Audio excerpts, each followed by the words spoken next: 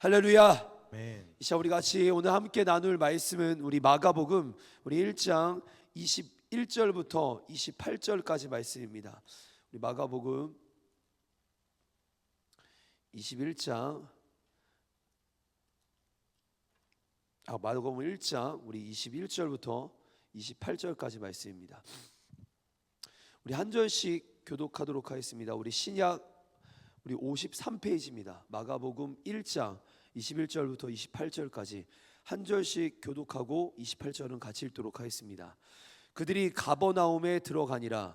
예수께서 곧 안식일에 회당에 들어가 가르치심에 무사람이 그의 교훈에 놀라니 이는 그가 가르치시는 것이 권위 있는 자와 같고 서기관들과 같지 아니함일러라. 마침 그들의 회당에 더러운 귀신 들린 사람이 있어 소리질러 이르되 나사렛 예수여, 우리가 당신과 무슨 상관이 있나이까? 우리를 멸하러 왔나이까? 나는 당신이 누구인 줄 아노니 하나님의 거룩한 자니이다. 예수께서 꾸짖어 이르시되 잠잠하고 그 사람에게서 나오라 하시니 더러운 귀신이 그 사람에게 경련을 일으키고 큰 소리를 지르며 나오는지라. 우리 27절 28절 같이 있습니다. 시작. 다 놀라 서로 물어 이르되 이는 어찌미냐? 권위 있는 새 교훈이로다. 더러운 귀신들에게 명한즉 순종하는도다 하더라. 예수의 소문이 곧 온 갈릴리 사방에 퍼지더라. 아멘. 아멘. 아멘. 할렐루야. 아멘.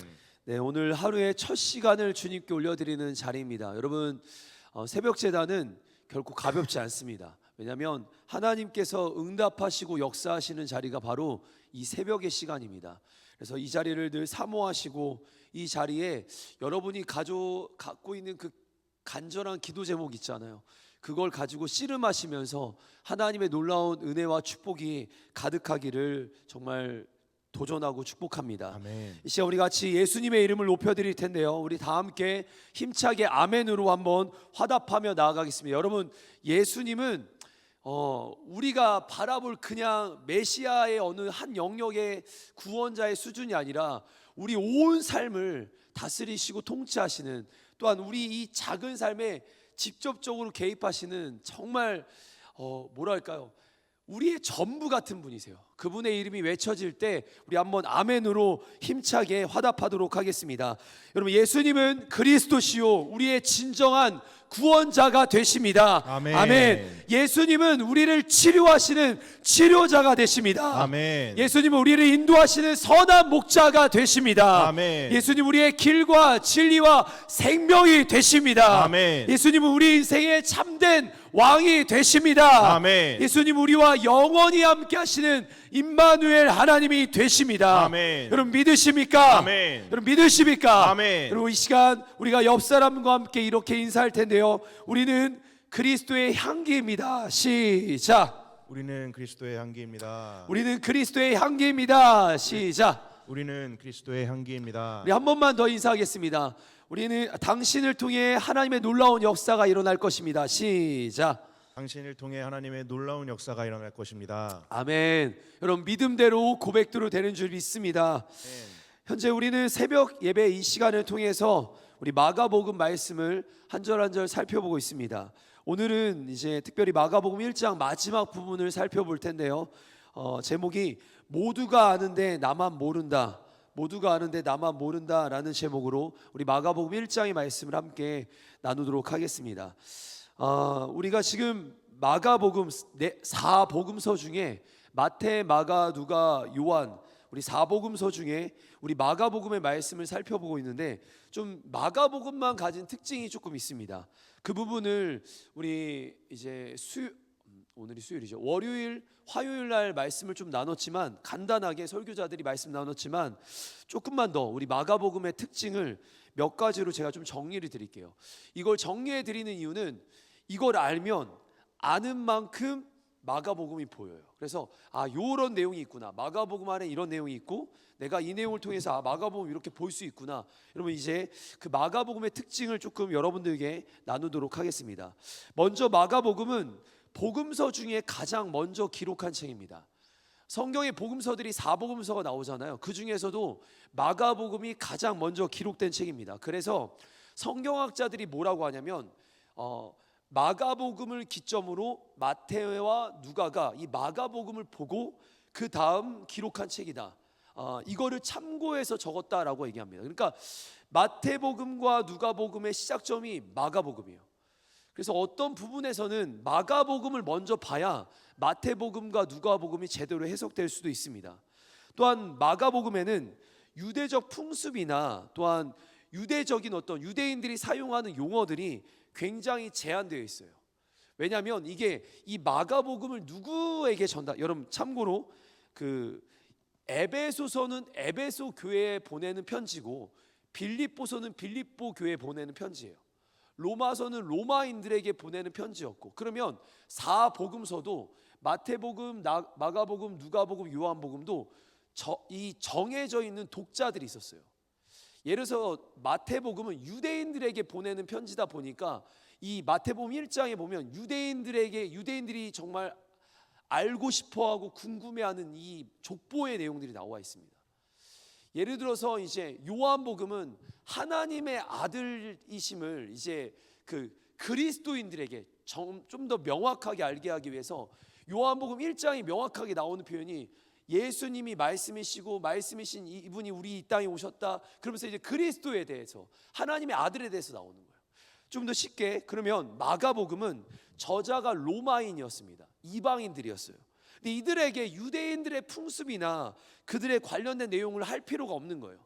그래서 마가복음은 예수님의 족보나 산상수훈 같은 정말 중요한 내용들을 깊이 다루지는 않습니다. 이거를 그러니까 마가복음 이렇게 기록했는데 이제 이 마가복음을 기점으로 마태는 족보를 추가시키고 산상수훈을 더하고 그래서 마태복음이 나오는 거예요. 그러니까 마가복음에는 저자가 로마인, 이방인, 하나님을 잘 알지 못하는 자들에게 썼던 내용들이라 유대 풍습 또한 그들의 용어들이 굉장히 생략되어 있습니다. 또한 복음서의 주제를 한번 비교해 보려고 합니다.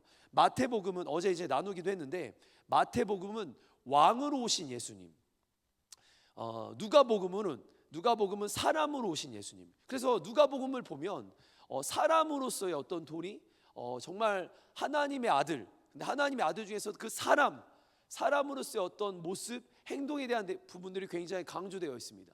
그럼 요한복음은 어떤 내용이냐면 하나님의 아들, 하나님, 바로 하나님이죠. 하나님의 아들은 하나님이니까 하나님으로 오신 그분이 어떤 분인지 나와 있는 거, 우리 예수님이 그분이라는 것을 표현하고 있고요. 그럼 마가복음은 뭐냐면 종으로 오신 예수님이에요. 다시 한번 마태는 왕으로 오신 예수님, 누가는 사람으로 오신 예수님, 요한복음은 하나님으로 오신 예수님, 그리고 마가복음은 종으로 오신 예수님. 그럼 종으로 오셨다라는 것은 섬기기 위해 오셨다. 마가복음을 보면 섬기기 위해서 자신을 희생하기 위해 오셨다. 그래서 마가복음에는 십자가와 부활의 사건이 굉장히 강조되어 있습니다. 여러분, 그러니까 성경을 보면 그 성경이 강조하는 점이 있는데 마가복음은 종으로 오신 예수님으로 희생과 헌신과 섬김에 대한 내용이 강조되어 있는 거예요. 이 마가복음은 총 16장으로 기록되어 있고 굉장히 짧지만 빠른 전개와 정말 생생한 묘사로 기록되어 있습니다. 특별히 이 마가복음 안에는 예수님의 어떤 설교에 대한 내용들, 어떤 평지 설교, 산상수훈 이런 내용이나 이런 부분을 깊게 다루기보다 기적, 치유, 귀신 쫓아내는 거, 어떤 실제적인 행동에 예수님에 대한 내용들이 행동 중심에 서술되어 있다는, 행동 중심으로 서술되어 있다는 것이 특징입니다. 그래서 이제 마가복음 안에는 기적에 대한 내용, 치유에 대한 내용들이 참 많이 나옵니다. 다른 복음서들에 비해 기적과 치유에 대한 내용들이 많이 나오는 게 마가복음입니다. 그럼 예를 들어 조금 다른 내용이지만 요한복음 같은 경우는요 이런 내용이 많이 나와요. 나는 무엇이다. 에고 에임이라고 이제 원어에 보면 이렇게 나오네. 나는 부활이요 생명이다. 나는 선한 목자다. 나는 문이다. 나는 길과 진리와 생명이다. 그러니까 요한복음은 이렇게 표현돼요. 그게 하나님이 어떤 분인지 이거를 증명하기 위해서 나오는 표현들이면 마가복음에는 예수님을 더 적절하게 표현하기 위해서 기적과 치유와 그분의 행동에 그분이 어떤 헌신과 행동을 보였는지를 알려줍니다. 이게 서론이 잘 끝났네요. 네, 여기까지. 그럼 이제부터 오늘 본문에도 예수님의 치유와 기적에 대한 내용들이 핵심이 돼요. 그러니까 우리가 마가복음을 쭉 읽다 보면 예수님이 이런 행동과 기적이 너무 많이 강조되는데, 오늘 본문도 그 내용들이 강조되고 있는데, 우리 1장 우리 21절 말씀을 함께 살펴보도록 하겠습니다. 우리 1장 21절 같이 한번 읽습니다. 시작. 그들이 가버나움에 들어가니라. 예수께서 곧 안식일에 회당에 들어가 가르치심에. 네, 아멘. 우리 1장 21절 한번 띄워주시면, 안식일에 예수님께서 가버나움의 한 회당에 들어가서 가르치셨대요. 그러면 여러분, 이 정도 말씀이 나오면 그 다음 어떤 내용이 가르쳐졌는지가 기록되는 게 맞는데, 우리 마가복음은 내용이 중요한 게 아닙니다. 어떤 행동이 중요한 거예요. 그래서 예수님이 가르치셨다, 여기까지만 중요하게 나와요. 초점은 가르치신 거에 중요하게 나옵니다. 그럼 여러분, 지금 제가 여기서 표현드리고 싶은 거, 먼저 21절 한 번만 더 띄워주시면, 예수님이 방문한 도시부터 한번 말씀을 한 절 한 절 보려고요. 예수님이 방문한 도시가 어디입니까? 가버나움이라는 도시입니다. 우리가 성경을 보면 특별히 복음서를 보면 여러 지명들이 나와요. 장소들이 나옵니다. 벳세다, 또 가나안의 혼인잔치, 가나의 혼인잔치의 가나, 또 예수님께서 자라나신 나사렛, 또 사실 이스라엘 전체 한 지역에, 유다 땅의 한 지역이긴 하지만 이방인들과 피가 섞였다고 좀 천대받던 사마리아라는 지역, 또 예수님 탄생하신 예루살렘, 그리고 오늘 우리가 보게 되는 가버나움, 여러 지명들이 나옵니다. 특별히 가버나움에 대해서 여러분 조금 깊게 아셔야 될 이유가 있어요. 가버나움은 예수님의 제2의 고향으로 여겨진 땅입니다. 그러니까 예수님께 굉장히 중요한 동네였어요. 우리가 잘 아는 것은 이제 갈릴리라고 아실 거예요. 예수님의 본격적인, 예수님의 주 무대인 갈릴리. 근데 이 갈릴리가 넓은 이스라엘의 저 유다 땅의 북부 지역에 해당된다면, 그 갈릴리 안에서도 한 동네가 바로 가버나움입니다. 이제 오늘날로 좀 표현하면 이 갈릴리라는 땅을 대전으로 본다면, 우리 서구나 관저동을 마치 이 가버나움으로 보는 거예요. 갈릴리 안에 속한 동네를 가버나움으로 봅니다. 이 가버나움은 분명 작은 마을이었습니다. 근데 단순한 마을이 아니었어요. 작지만 굉장히 중요한 마을입니다. 왜냐? 여기에는 로마 군대가 주둔했던 곳이에요. 중요하니까 주둔했겠죠. 또 여기는 세금이 거두어지던 세관의 도시입니다. 그래서 이 도시에서 누구를 만나는가? 예수님이 마태라는 사람을 만납니다. 또한 여기는요, 두로와 시돈의 교통과 경제의 중심지였습니다. 요충지였어요. 그러니까 모든 곳이 막 오고 가는 곳이에요. 그러니까 여기를 예수님께서 사역의 무대로 사용하십니다. 많은 사람들이 오고 갑니다. 또 많은 사람들이 거주합니다. 마을은 작지만 많은 사람들이 거주합니다. 또한 세금이 거쳐지는 중요한 도시였습니다. 그러다 보니까 예수님께서 여기를 본격적 사역의 무대로 사용하십니다. 그리고 이 가버나움 도시의 바로 인근 지역에 베드로, 야고보, 요한, 안드레, 마태 같은 예수님의 제자들을 부르시는 장소가 바로 이 가버나움과 가버나움 주변이었어요. 굉장히 중요하다. 가버나움은 예수님이 쓰신 장소였다. 이 가버나움의 이름의 뜻을 살펴보면 가버나훔이에요. 나훔의 뜻이 뭐냐면, 나훔 선지자 아시죠? 성경의 구약의 나훔 성경, 나훔 선지자 관련은 없습니다. 근데 이 나훔이란 뜻이 뭐냐? 여러분, 위로라는 뜻이에요. 가버라는 뜻이 마을. 그래서 나훔, 위로의 마을. 나훔이란 뜻이 위로. 그럼 위로의 마을이 가버나움이에요. 근데 아이러니하게 가버나움은 위로가 막 넘치는 땅이 아니었습니다. 이 지역이 막 위로가 넘치고 서로 위로하고 격려하는 땅이 아니었어요. 반대로 이 땅은 눈물과 절망이 가득한 땅이었습니다. 사람들이 되게 어려워해요. 예수님이 이 땅에 들어가셨잖아요. 들어갔더니 봤더니 막 위로가 넘쳐나고 회복이 있고 치유가 있는 땅이 아니라 반대로 회복과 치유가 선포돼야 될 땅이었어요. 가버나움에서 펼쳐졌던 성경 복음서에 나오는 사건들을 조금만 살펴드리면, 여러분 그 백부장 사건 아실 겁니다. 백부장이 자신의 하인이 죽게 되는 상황이 됐을 때, 백부장은 아무것도 할 수 없는 상황이었습니다. 아무것도 할 수 없는 상황, 위로를 줄 수 없는 상황, 그게 가버나움입니다. 또한 여러분 회당장 야이로를 아시죠? 회당장 야이로가 자신의 딸이 죽게 돼요. 그때도 아무것도 할 수 없어요. 통곡할 수밖에 없습니다. 모두가 통곡하는 상황이었어요. 장례가 이루어지는 사람, 거기가 바로 가버나움이었어요. 가버나움 안에는 나병 환자, 중풍병자, 열병으로 고통당하던 베드로의 장모까지 수많은 병자들이 나옵니다. 네, 여기는 병자들이 넘쳐나는 곳이었습니다. 그곳이 가버나움이었습니다. 심지어 이 땅에는 귀신 들린 사람들도 많았습니다. 여기가 가버나움이에요. 여러분,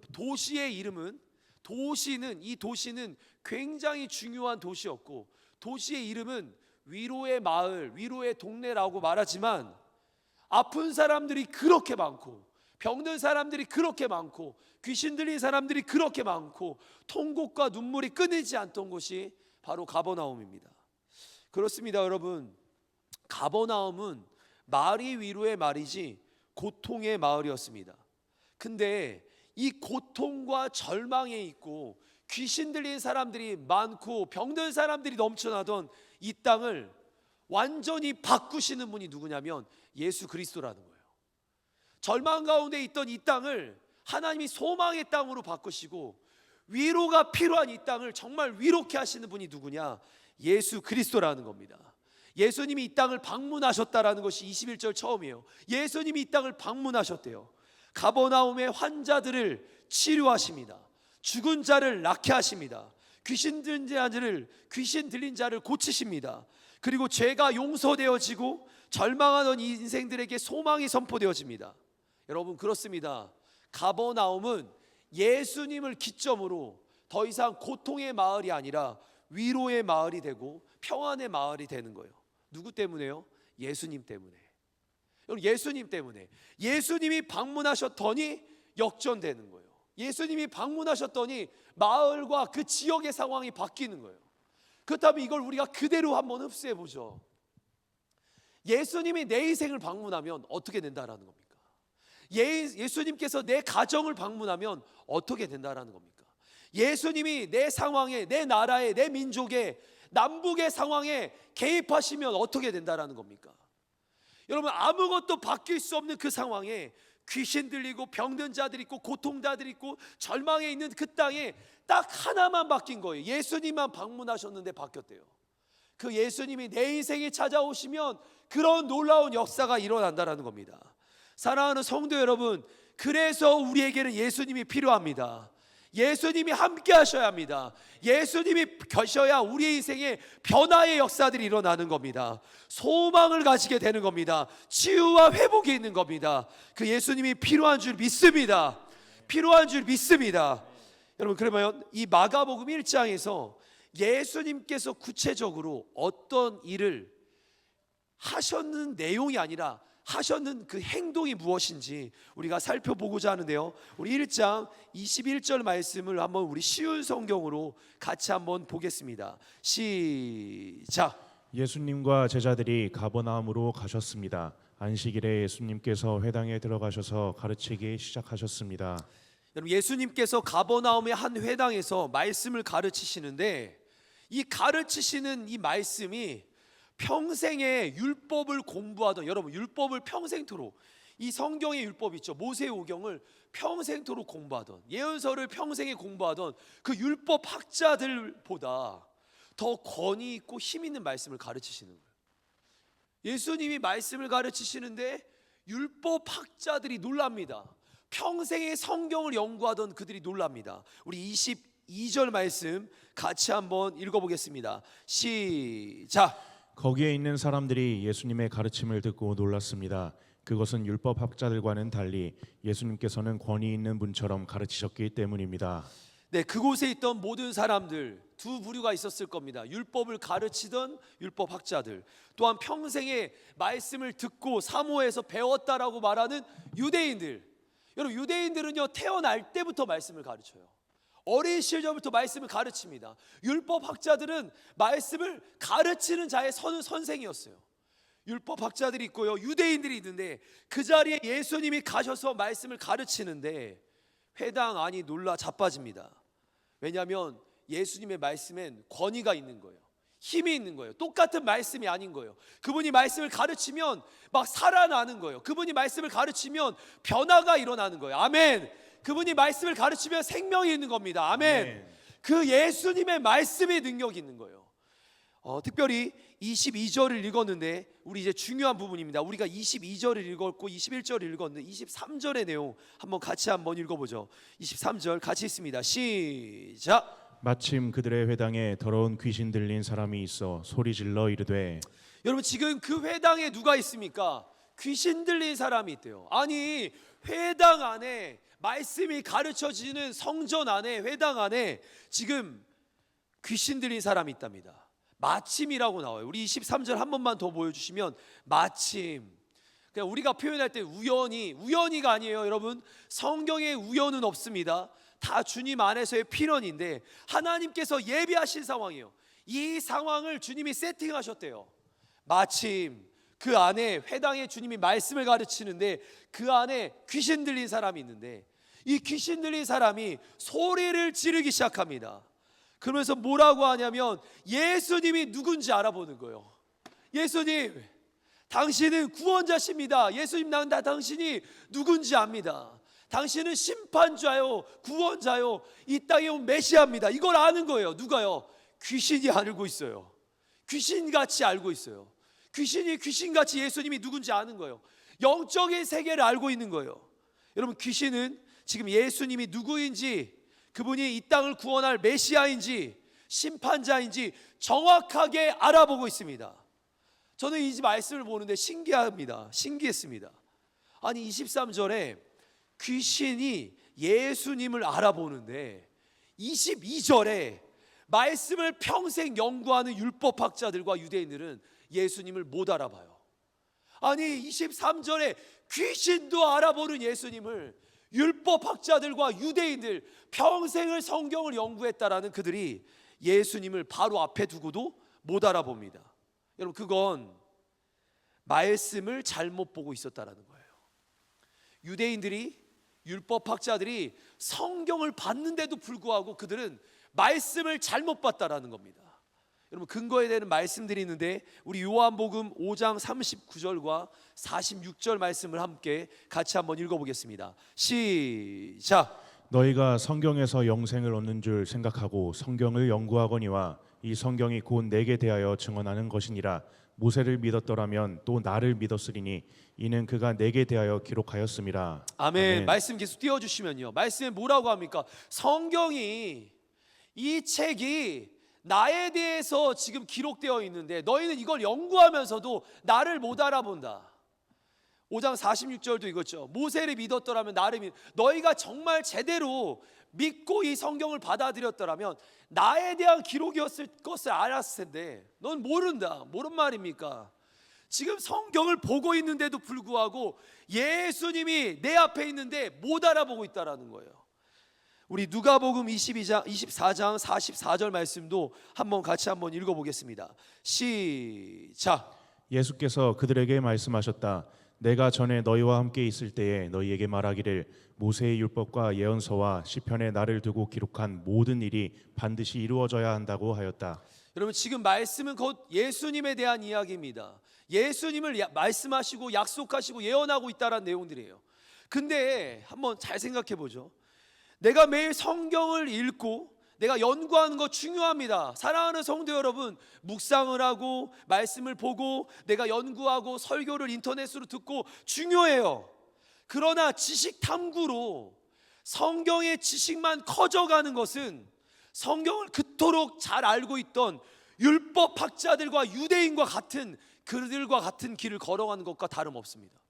성경의 지식은 무지하게 많아지는데 내가 인터넷 보면서 수없는 설교를 듣는데 정말 핵심을 놓치고 겉핥기만 하는 거랑 똑같은 거예요. 성경을 보는데 예수님을 못 알아본다라는 거죠. 성경을 읽는데 예수님을 못 알아본다라는 거죠. 성경을 묵상하는데 예수님을 경험하지 못한다라는 거죠. 분명 진정 그리스도인이라면, 내가 그리스도의 사람이라면 말씀을 통해 예수님을 더 알아가게 되는 겁니다. 그런데 오늘날 보니까 성경을 과거에 비해, 이전에 비해 더 쉽게 접할 수 있고 더 많이 읽을 수 있고 더 많이 알게 됐어요. 설교를 무진장 듣습니다. 근데 아무 변화가 없다라는 건 그 말씀 속에 예수님을 경험하지 못한다라는 거예요.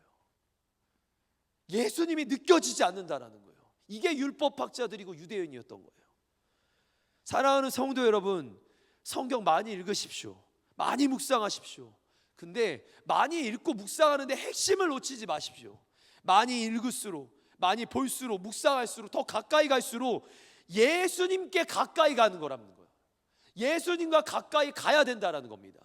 내 생각에 빠지지 마십시오. 내가 말씀을 볼수록 막 내가 생각하는 정립되는 내 생각과 나의 사고와 지식에 빠져서 예수님을 놓치더라는 거예요. 사랑하는 성도 여러분, 말씀을 볼수록 주님과 가까워지는 겁니다. 가까워질수록 내 앞에 나타나신 예수님을 정확하게 알아보게 된다라는 겁니다. 그런 은혜가 우리 모두에게 있길 원합니다. 아멘. 말씀을 듣는 자리에서, 매번의 예배의 자리에서 성경을 읽을 때마다 예수님과 더 가까워지는 은혜가 있기를 축복합니다. 아멘. 또한 예수님의 음성이 정말 들려지는 은혜가 있기를 축복합니다. 아멘. 예수님과 더 가까워지는 은혜가 있기를 축복합니다. 아멘. 예수님을 알아본 그 귀신은 분명히 예수님을 정확하게 분명하게 알아봤습니다. 우리 24절 말씀을 함께 같이 한번 읽어보겠습니다. 시작. 이 귀신이 하는 얘기예요. 시작. 나사렛 예수여, 우리가 당신과 무슨 상관이 있습니까? 우리를 망하게 하려고 오셨습니까? 나는 당신이 누구신 줄 압니다. 하나님께서 보내신 거룩한 분이십니다. 네, 말씀 조금만 띄워주시면요. 사랑하는 성도 여러분, 귀신은요 예수님이 누군지 알았대요. 당신이 누군지 압니다. 거룩하신 분입니다. 메시아입니다. 구원자입니다. 나를 지금 심판하실 수 있는 분입니다. 귀신은 안다라는 거예요. 근데 귀신이 이 사실을 알았는데 귀신으로 살 수밖에 없는 이유, 귀신이 귀신 될 수밖에 없는 이유가 있습니다. 여러분, 중요한 게 있어요. 아는 것과 믿는 것은 다른 영역인 거예요. 아는 것과 믿는 건 다른 영역입니다. 귀신은 예수님을 알았어요. 근데 믿지 않았습니다. 이분이 어떤 분인지 자신이 믿지 않았어요. 여러분, 믿는 게 뭘까요? 그러면 우리 22절에 말씀에 잠깐 한번 다시 생각해 보면, 성경을 아무리 알았어요. 율법학자들이, 유대인들이 성경을 알았어요. 근데 거기까지, 귀신이 예수님을 알았어요. 거기까지 둘 다 알았습니다. 영적인 세계를 알았던 귀신들, 또한 지금 율법학자들은 성경의 지식을 알았습니다. 아는 게 나를 구원하는 게 아닌 거예요. 아는 것으로 구원받는 게 아닙니다. 예수님을 아무리 영적으로 봤어요.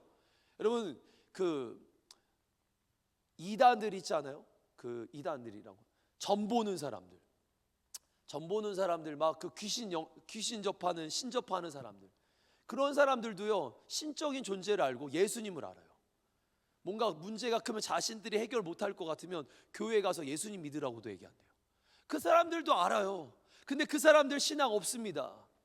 그 사람들 구원 없습니다. 왜 없죠? 알지만, 영적인 세계를 알지만 믿지 않기 때문에. 성경의 지식 있습니다. 오늘날 수없는 그리스도인들이 성경 정말 많이 합니다. 근데 구원이 없는 건 왜일까요? 지식으로 구원받는 게 아니라 믿음으로 구원받는 거거든요. 그렇습니다. 아는 것과 믿는 것은 완전히 다른 거예요. 아는 것으로 구원받는 게 아닙니다.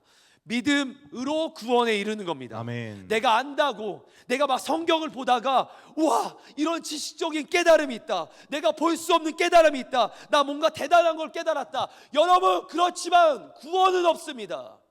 깨달은 것으로 구원에 이르는 게 아니에요. 내 지식의 깨달음으로 구원에 이르는 게 아닙니다. 아는 것과 믿는 것은 완전히 틀립니다. 누군가 그래서 막 깨닫고자 막 성경을 봐요. 불쌍해요. 왜 불쌍하냐면, 그렇게 성경을 보는데 그렇게 변화가 없다, 그렇게 성경을 보는데 그에게 구원이 없다, 불쌍한 거예요. 성경을 봐서 구원에 이르는 게 아니라 성경 속이 말하는 그 핵심 내용이 내게 믿어지기 때문에 구원에 이르는 거예요. 네, 아는 것은 지식적인 동의일 뿐입니다. 지식의 동의가 나를 구원에 이르게 하지 않습니다. 왜냐하면 제가 아는 스 있죠. 그 스님의 스, 그들도요, 성경 제가 아는 분 중에 저희 가족의 가족 중에, 먼 가족 중에 그 스님이고 보살인 분이 있어요. 그분도 성경 알아요. 성경을 아는데 예수님 믿지 않습니다. 구원이 없습니다. 네, 지식적인 동의가 구원에 이르게 하는 게 아닙니다. 여러분 잘 들으세요. 믿는 게 구원인데, 그럼 믿는 게 뭔가? 믿는 건 영접하는 겁니다. 믿는 건 영접하는 거예요. 요한복음 1장 12절에 이렇게 나오죠. 영접하는 자 곧 그 이름을 믿는 자들에게 하나님의 자녀가 되는 권세를 주는 거예요. 영접과 믿음은 동일한 겁니다. 영접과 믿음은 같은 말이에요. 그렇다면 사랑하는 성도 여러분, 지식적 동의가 아니라 영접할 때 구원이 있는 겁니다. 말씀을 많이 알아서가 아니라, 말씀을 많이 알기 때문에 구원받는 게 아니라, 또한 내가 영적인 세계를, 귀신들과 같이 영적인 세계를 알았다고 어떤 역사와 환상을 보고 그것 때문에 구원받는 게 아니라, 오늘 말씀을 영접하고 예수님을 영접하고 예수님을 받아들인 자들이 구원을 받는 겁니다. 오늘 이 자리도 똑같아요. 내가 영적인 세계를 많이 안다, 저 그런 분들 진짜 많이 봤어요. 어릴 때부터 기도원에서 자라고 어릴 때부터 산기도 다니면서 되게 많이 봤어요. 근데 신앙 저버리고 세상으로 돌아간 분들도 진짜 많이 봤습니다. 그게 구원에 이른다는 게 아니에요. 예수님, 이 성경이 말하는, 아까 요한복음 5장에서 말한 이 성경이 나에 대해서 기록되어 있는데, 그 예수님을 내가 깊이 받아들이고 영접한 사람들, 영접한 자들에게 구원이 있는 겁니다. 오늘 이 새벽에 이 자리에 나와 기도하시고자 하시는 분들, 말씀을 더 알기 위해서, 말씀 앞에 서기 위해서가 아니라 예수님을 믿기 위해서, 예수님을 영접하기 위해서 이 자리에 나오신 줄 믿습니다. 깨달음이 중요한 게 아니라 믿음이 중요한 겁니다. 믿으십니까? 아멘. 깨달음이 중요한 게 아니에요. 오늘 말씀 뭘 깨달았다, 오늘 목사님이 이런 말씀했다, 너무 좋다, 이게 아니에요. 영접할 때 능력이 나타나고 영접할 때 구원이 임하는 겁니다. 하나님의 말씀을 믿으십시오. 예수님을 영접하십시오. 그래야 능력 있고 구원이 있습니다. 우리 마가복음 1장 24절 말씀을 함께 같이 한번 보겠습니다. 같이 있습니다. 시작. 나사렛 예수여, 우리가 당신과 무슨 상관이 있습니까? 우리를 망하게 하려고 오셨습니까? 나는 당신이 누구신 줄 압니다. 하나님께서 보내신 거룩한 분이십니다. 여기까지만 읽겠습니다. 노란색 글씨를 보면 뭐라고 하냐면, 나사렛 예수여, 우리가 당신과 무슨 상관이 있습니까? 지금 귀신이 하는 말이에요. 귀신이 한 존재만 있는 게 아니죠. 지금 여러 존재가 있는 거죠. 우리와 무슨 상관이 있습니까? 상관이 있어야 구원받는다라는 거예요. 얘네는 상관없기를 바라고 있어요. 귀신은 아무리 그가 영적인 세계를 알고 예수님을 알아봤지만, 율법학자들 아무리 성경을 봤지만 주님과 상관이 없기를 바라는 거예요. 상관이 있어야 구원받는 겁니다. 상관이 있다라는 거 24절 킹음점에 뭐라고 하냐면, 이르되 나사렛 예수님이여, 우리를 홀로 두소서. 여러분, 홀로 두지 말아야 된다라는 거예요. 홀로 두는 신앙은 버림받고 구원받지 못한다라는 거예요. 이 말의 의도가 뭡니까? 예수님과 상관 있는 신앙, 예수님과 함께하는 신앙, 그들의 구원이 있는 겁니다. 오늘 우리가 살아가는 삶 속에 예수님과 상관이 있어야 되는 줄 믿습니다. 예수님이 개입하셔야 되는 줄 믿습니다. 예수님과 함께해야 되는 줄 믿습니다. 그렇게 동행하는 인생 속에 구원이 있는 줄 믿습니다. 우리는 예수님과 상관 있는 인생이 돼야 합니다. 마가복음 1장 이제 25절부터 28절 읽을 텐데요. 우리 사역자들과 반주자들 나와주세요. 같이 함께 읽겠습니다. 시작. 예수께서 꾸짖어 이르시되 잠잠하고 그 사람에게서 나오라 하시니, 더러운 귀신이 그 사람에게 경련을 일으키고 큰 소리를 지르며 나오는지라. 다 놀라 서로 물어 이르되 이는 어찌미냐? 권위 있는 새 교훈이로다. 더러운 귀신들에게 명한즉 순종하는도다 하더라. 예수의 소문이 곧 온 갈릴리 사방에 퍼지더라. 아멘. 예수님은 귀신을 쫓아내셨습니다. 영적인 일을 담당하신 겁니다. 영적인 일을 담당하시고, 예수님의 영역이 영적인 일을 하신 거예요. 우리가 보는 눈에 보는 영역만 일하신 게 아니라 귀신을 쫓아내는 영적인 일을 하신 거예요. 또 하나 30절과 31절 우리가 오늘 읽지는 않았지만, 베드로의 장모를 고치는, 병을 고치시는 장면이 나와요. 열병을 고치는 장면이 나와요. 예수님은 육신의 일을 담당하셨습니다. 육신의 일을 해결하셨어요. 예수님의 영역을 제한하지 말자라는 거예요. 예수님은 영적인 일을 해결하십니다. 우리의 깊은 영적인 문제와 상황들, 마음의 어떤 부분까지도 다 해결하실 수 있는 분이에요. 또 하나, 예수님은 육적인 일을 해결하신 분이라는 거예요. 우리의 보여지는 모든 상황들과 우리 앞으로의 걸음을 해결하시는 분이라는 거예요. 그렇습니다. 이 일이 해결되어지고 역사 이루어질 때 여러분, 사람들이 놀라 자빠지고 있습니다. 와, 예수님이다. 와, 예수님이다. 와, 예수님이다. 와, 예수님의 영적인 일을, 예수님의 육적인 일을 이렇게 해결하신다. 그렇다면 제가 한번 이제 마지막 한번 질문을 드려볼게요. 그 예수님, 우리가 아는 예수님이에요. 이 놀라운 일을 이루신 분이 우리가 아는 예수님이에요. 여러분, 놀라고 계십니까? 정말 놀라고 계시는 거예요? 예수님 때문에 막 놀라 자빠지고 있는 거예요. 와, 이 예수님이 내가 아는 예수님이라고?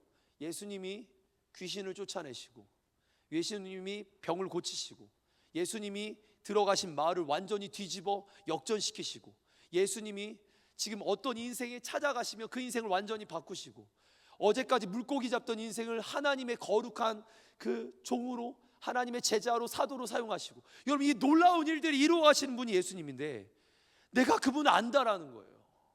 근데 놀랍지 않다라는 거예요.